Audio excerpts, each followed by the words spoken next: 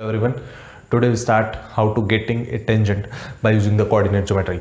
In coordinate geometry, if a curve passes through the origin, then we equate its lowest degree term to 0, then we get required tangent.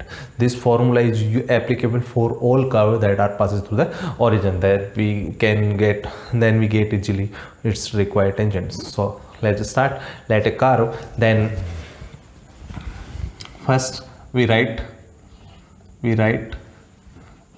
EOT and EON, equation of tangent and equation of normal by coordinate geometry.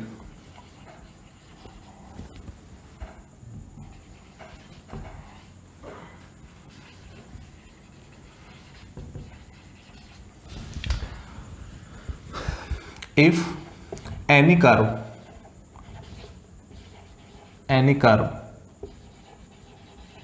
लिखिए आप लोग, any curve passes through the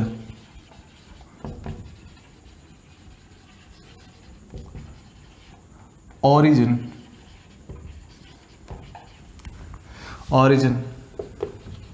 then equalizing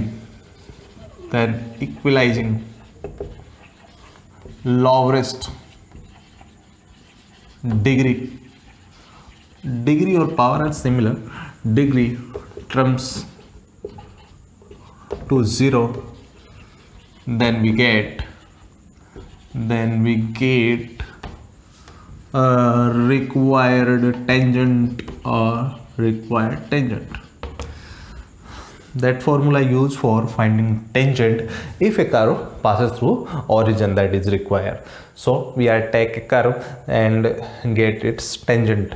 Then for example, I take a curve x to power 4 plus y to power 4 plus x square minus y square is the equation of a curve, and it is also passes through the origin. But why? If we put 0 0 replaced by x and y, then we get 0 plus 0 plus 0 minus 0. At the place of x and y we put 0 0 respectively, then we get both sides are same, then we can say that curve which passes through the origin. So that curve which passes through the origin, then we equate lowest degree term. Their highest degree term is 4 x to power 4 and y to power 4 combinedly, but lowest degree term is x square minus y square. Equalizing it to 0, x square minus y square equal to 0, that is nothing but that is tangent y square equal to x square, then y equal to plus minus x, then we get y equal to plus x and y equal to minus x. Both are the tangent of given curve pass through the origin. Okay, next start करते हैं अपन question. ये note कर लीजिए आप लोग. इसको मैं वापस बता देता हूँ इस बात को. ये इक्वेशन ऑफ टेंजेंट या इक्वेशन ऑफ नॉर्मल फाइंड करने का प्रोसीजर होता है. इसके लिए आपको क्या करना होता है, कोऑर्डिनेट ज्योमेट्री की हेल्प से. कोऑर्डिनेट ज्योमेट्री की हेल्प में देखो क्या होता है, अगर कोई कर्व है, या आप इजीली सीधा भी यूज कर सकते हैं इसको, कि अगर कोई कर्व है वो ओरिजिन से पास होना जरूरी है, मूल बिंदु से 0 0 से पास होना जरूरी है, तब आप इसकी टेंजेंट स्पर्शरेखा फाइंड कर सकते हो.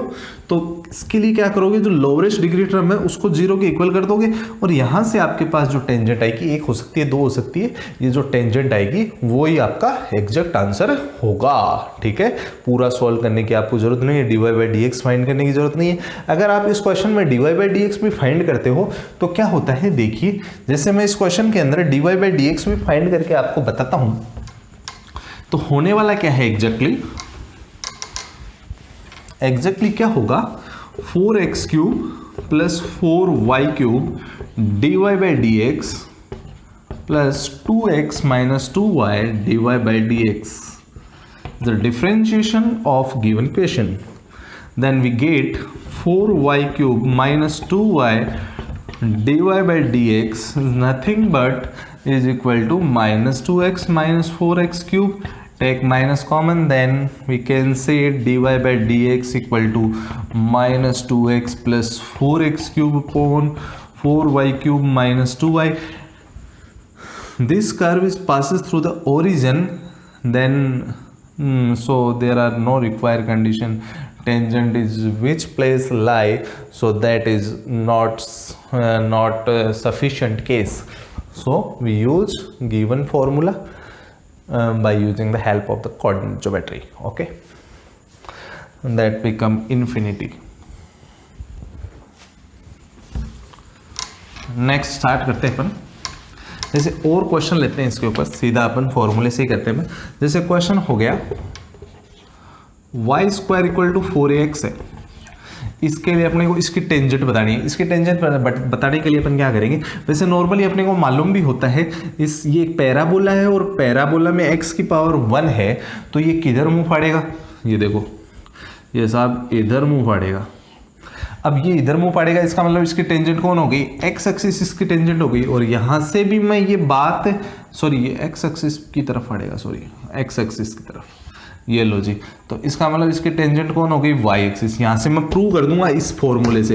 ये टर्म 0 से पास हो रहा है क्या, x की जगह y की जगह 0 पुट कर दो तो 0 इक्वल टू 0 आ गया। इसका मतलब ये तो हाईएस्ट टर्म है और ये लोवेस्ट डिग्री टर्म है, इसको 0 के इक्वल कर दूंगा, 4x इक्वल टू 0 हो गया। यहां से x इक्वल टू 0 आ गया। x इक्वल टू 0 आने का मतलब ये क्या बोल रहा है कि ये y एक्सिस पे बनेगा। किस पे बनेगा, y एक्सिस पे बनेगा, और y एक्सिस इसकी क्या होने वाली है, टेंजेंट होने वाली है। y एक्सिस इसकी क्या होने वाली है, टेंजेंट होने वाली है। ये बात आपके समझ में आ गई होगी। अब और आगे मैं बात करता हूं, देखो आगे मैं बात करता हूं, जैसे इसी टाइप का एक और कर्व ले लेता हूं जो आप जानते हो। जैसे यहां पे अभी मैंने ले लिया क्वेश्चन के अंदर x square equal to 4ay ले लिया, इसकी टेंजेंट पता नहीं, इसकी टेंजेंट क्या होगी। अब ये अपने को मालूम पड़ गया, अगर अपने को क्वेश्चन में भी नहीं दे रखा है कि 0 0 से पास हो रहा है या नहीं है, तो भी अपन चेक कर लेंगे इसको। x की जगह 0 और y की जगह 0 पुट करेंगे तो 0 इक्वल टू 0 आ गया। 0 इक्वल टू 0 आने का मतलब अपन पहले वैसे नॉर्मली इसका डायग्राम जानते भी हैं, और अगर नहीं भी जानते तो अपन क्या करेंगे, यहाँ पे ये तो हाईएस्ट डिग्री टर्म है और ये लोवेस्ट डिग्री टर्म है। लोवेस्ट डिग्री टर्म को किसके इक्वल कर दूंगा, 0 के। तो यहां से y का वैल्यू अपने को कितना मिल गया, y का वैल्यू 0 मिल गया। y का वैल्यू 0 मिलने का मतलब कौन सी एक्सिस है, x एक्सिस। x एक्सिस इसकी टेंजेंट होगी। डायग्राम में बना देता हूं, इसमें कौन गरीब है, y गरीब है, तो पैराबोला किधर मुंह फाड़ेगा, ऊपर की तरफ, y की तरफ मुंह फाड़ेगा। जो गरीब होता है उसकी तरफ होता है प्याले का मुंह, बाउल का मुंह। तो अब ये y की तरफ हो गया, y की तरफ होने का मतलब इसकी टेंजेंट कौन हो गई, x एक्सिस इसकी टेंजेंट हो गई। और क्वेश्चन देखो मैं आपको बताता हूं, बहुत सारे क्वेश्चनों का पुलिंदा है मेरे पास, सारा पिटारा खोल दूंगा तुम्हारे सामने, देखना। सबसे पहले अपने पास क्वेश्चन है x square plus y square plus 4x plus 4y equal to 0। ये अपने पास क्या है, एक है ना सर्कल का इक्वेशन है। इस सर्कल का ओरिजिन कितना है, इसका सॉरी सेंटर कितना है, -2 है, और इसकी रेडियस कितनी हो जाएगी, 4 + 4, और ये √8 हो गई। इसका मतलब क्या हो गई, 2√2 इसकी क्या होगी, ये अपने पास रेडियस होगी। अब क्या करना है अपने को, इसकी टेंजेंट बतानी है। इसकी टेंजेंट बताने के लिए सीधा ही करता हूं, ये तो हाईएस्ट डिग्री टर्म है और यहाँ पे 1 1, इसका मतलब ये लोवेस्ट डिग्री टर्म है। लोवेस्ट डिग्री टर्म को किसके इक्वेट कर दूंगा, 0 के इक्वेट कर दूंगा, 0 के इक्वेट कर दूंगा। यहां से 4 का डिवाइड हो जाएगा, x plus y equal to क्या होगी, 0। अब सबसे पहले मैंने यहाँ पे गलती कर दी है, क्या ये ओरिजिन से पास हो रहा था क्या, x की जगह 0 करो, ये मर गया, 0 करती ये मर गया, 0 करती ये मर गया, 0 करती ये मर गया। इसका मतलब 0 इक्वल टू 0 आ रहा है। इसका मतलब बात सही थी, अपने कंडीशन लगाई वो गलत नहीं है। और ये क्या अपनी आगे टेंजेंट आ गई, ये अपनी क्या आगे टेंजेंट आ गई। इस फॉर्मूले से आप टेंजेंट फाइंड कर सकते हो इजीली, ठीक है। ये बात आपको समझ में आ गई होगी। और देखो एक क्वेश्चन और करवाता हूँ, बढ़िया सा क्वेश्चन लेके आया हूँ आपके लिए, देखना मस्त सा क्वेश्चन है। जैसे x square plus y square plus 2fx plus 2gy equal to 0। ये भी सर्कल है, तो अपन क्या करेंगे, ये 0 0 से पास हो रहा है, ये 0 रखती, ये मरा, ये मरा, ये मरा, ये मरा, एक्स वाई की जगह 0 रखती, सारे मर गए। इसका मतलब 2fx प्लस 2gy को मैं 0 के इक्वल कर दूंगा। इसका मतलब ये लोवेस्ट डिग्री टर्म है, इसको 0 के इक्वल कर दूंगा, 2 का डिवाइड हो गया, fx plus gy equal to 0। ये अपनी क्या हो गई, रिक्वायर्ड टेंजेंट हो गई, ठीक है। आप नोट कर लीजिए इस बात को, फिर आगे बताता हूं मैं आपको, ठीक है। अब आगे अपन नेक्स्ट देखते हैं, ऐसा ही है, ऐसा ही हेडिंग है, ईओटी और ईओएन अपने को फाइंड करना है। इस बार कॉनिक सेक्शन का यूज करूंगा, भरपूर यूज करूंगा कॉनिक सेक्शन। बाई क्या कर दूंगा, कॉनिक सेक्शन। कॉनिक सेक्शन के अंदर क्या होता है, कॉनिक सेक्शन का आपको मालूम होगा, उसमें सर्कल होता है, इलिप्स होता है, पैराबोला, हाइपरबोला, ये टाइप होते हैं सारे ना इसके अंदर। अब इसके अंदर सबसे पहले आपको ये देखना है कि इसके लिए t इक्वल टू 0 होता है। इसके लिए t क्या होता है, 0 होता है। t का मीनिंग क्या होता है, वो आप छोड़िए, वो टेंजेंट, ये टेंजेंट के लिए ना, अब सबसे पहले आपको ये देखना होता है एक्स स्क्वायर को इसके अंदर क्या लिखा जाता है, एक्स x1 लिखना है आपको, ये बात ध्यान में रखनी है। वाई स्क्वायर को क्या लिखना है, इसी तरीके से वाई y1 लिखना है। और यहाँ से अपने पास ये 2d चल रही है, इसका मतलब यहाँ पे एक चीज और आएगी 2x को आपको क्या लिखना है, x प्लस x1, 2y को क्या लिखना है, y प्लस y1 लिखना है। अब यहाँ पे क्वेश्चन दे देता हूँ, क्वेश्चन है अपना, यहाँ पे आपके पास क्वेश्चन हो गया, कोई भी अपने पास कॉनिक सेक्शन है, वाई स्क्वायर इक्वल टू ये लो 12x हो गया, वाई स्क्वायर इक्वल टू कितना हो गया 12x, और इसके ऊपर 8 कहाँ पे निकालनी है आपको, 4,8 के ऊपर, 4,8 पे क्या निकालनी है, टेंजेंट निकालनी है। तो आपको कुछ नहीं करना, t equal to 0, t equal to 0 का मतलब ये x1 ये y1, y स्क्वायर को क्या लिख दोगे y1, y स्क्वायर को क्या लिख दोगे y1। यहाँ पे x है, x अकेला तो लिखते नहीं है, अपन 2x को लिखते हैं, तो इसको क्या लिख दूं,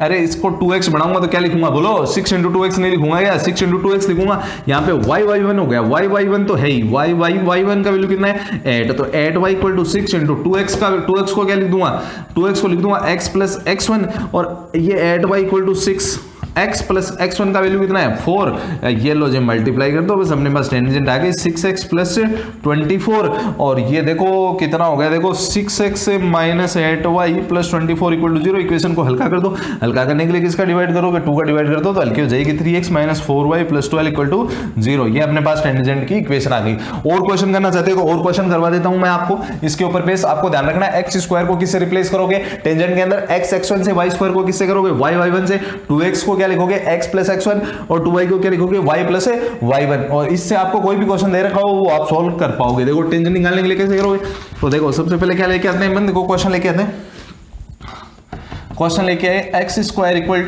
इक्वल टू मैंने दे दिया ये लो 4y, ये कोई कर्व है, ये क्या है कॉनिक सेक्शन का कर्व है, पैराबोला है, और इसके ऊपर 8 मेरे को पॉइंट दे दिया मैंने आपको, 4,8 दे दिया, ये x1 है ये y1 है। तो सबसे पहले शकल बढ़ा देता हूँ, शकल कैसे बढ़ाऊंगा, y है, अकेला y है, अकेला x है, अकेला y होता है तो उसको 2 के फॉर्म में लिख दिया करो आप, 2 के फॉर्म में लिख दो इसको पहले, तो 4 को क्या लिख दूंगा 2 इंटू 2y, अब x स्क्वायर को क्या लिख दूंगा x स्क्वायर को क्या लिख दूंगा x1, और 2y को क्या लिख दूंगा y प्लस y1 लिख दूंगा। ये x1 का वैल्यू बोलो कितना है 4, 2, और y प्लस y1 का वैल्यू कितना है, y1 का कितना है 8, ये देखो 2 से 4 मर गया, ये कितना हो गया 2x equal to y plus 8 हो गया, इधर ले जाओ x minus y minus 8 equal to 0, ये रिक्वायर्ड टेंजेंट हो गई है। ठीक है, नोट कर लीजिए आप इसको, और बहुत अच्छे क्वेश्चन इसके ऊपर आप कर सकते हो, लेकिन आपको ध्यान रखना है टेंजेंट निकालने के लिए एक्स स्क्वायर कर्व के अंदर एक्स स्क्वायर को x1 लिखना है, y स्क्वायर को y1 लिखना है, और 2x को क्या लिखना है आपको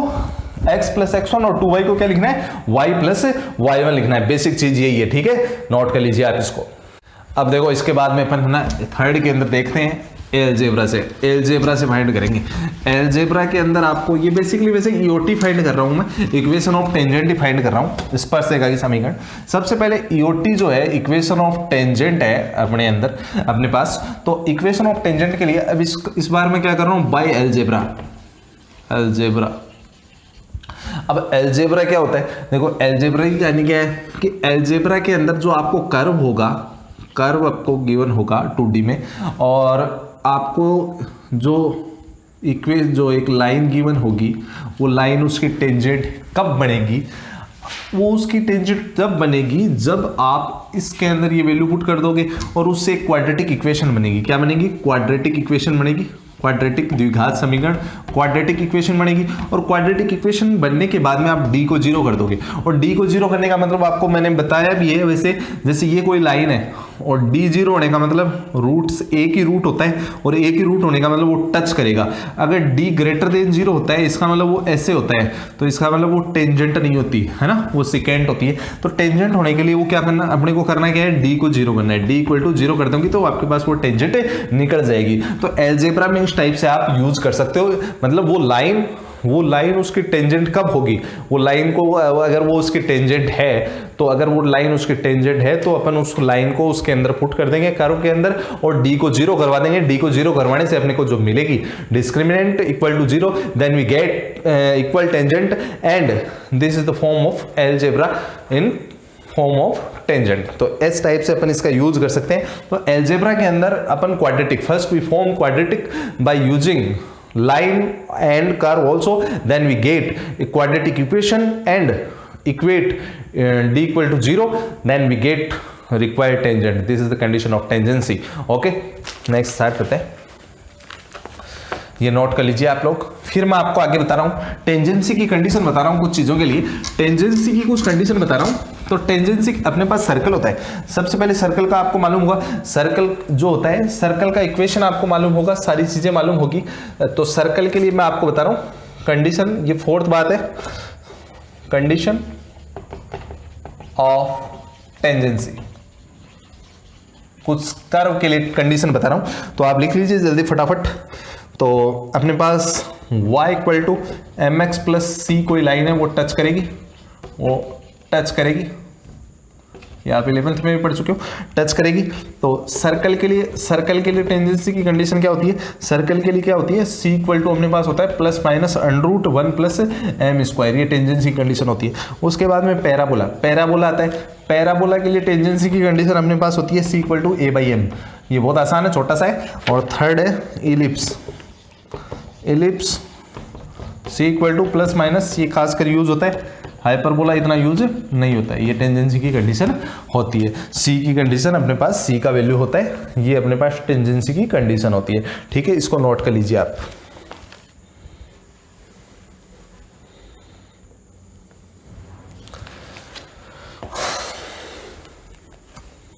ठीक है, इसको नोट करिए आप, इसके बाद में आपको आगे बताया जाएगा।